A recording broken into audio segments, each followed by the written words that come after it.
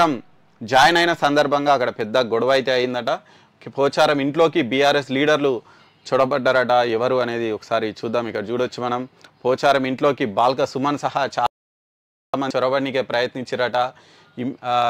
CM చేరుకున్న విషయం తెలుసుకున్న వెంబడే బాల్క సుమన్తో పాటు చాలామంది అక్కడ లోపలికి వెళ్ళేందుకు ప్రయత్నించారట.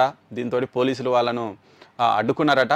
పోచారం ఇంట్లో ఉన్న సమయంలోనే బీఆర్ఎస్ లీడర్లు లోపలికి రావడం మీద వెస్ట్ జోన్ డీసీపీ సీరియస్ అయ్యారట. సీఎం అన్నప్పుడు ఫుల్ టైట్ సెక్యూరిటీ ఉంటుంది, అయినప్పటికీ బీఆర్ఎస్ లీడర్లు అక్కడికి ఎట్లొచ్చిరు అనే దాని మీద కూడా ఆరా తీసినట్టు సమాచారం.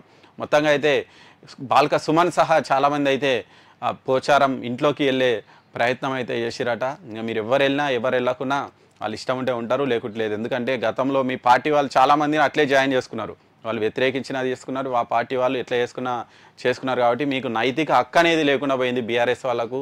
వేరే వాళ్ళు ఇక్కడ పోయినా కానీ అట్లెట్లా పోతారు అని అడిగే హక్కే లేకుండా పోయింది. ఎందుకంటే దీనికి తెర తీసిందే, దీనికి ఆద్యమే కేసీఆర్.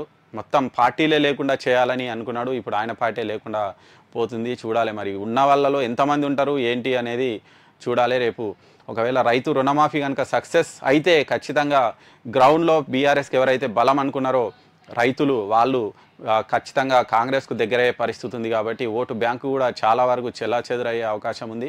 మరి ఇక ఉద్యమం టైంలో ఉద్యమంతోని ఎదిగినటువంటి పార్టీ ఇప్పుడు ఆ ఉద్యమం అండలేదు, తర్వాత రైతుల అండ కూడా వాళ్ళకు లేకుండా పోతే మరి చూడాలి నిజంగా బీఆర్ఎస్ పార్టీకి ఇంకెవరు సపోర్ట్ చేస్తారు, ఆ పార్టీ మళ్ళీ ఎట్లా పుంజుకుంటారు అనేది మనమైతే చూడాల్సింది. ఇంకా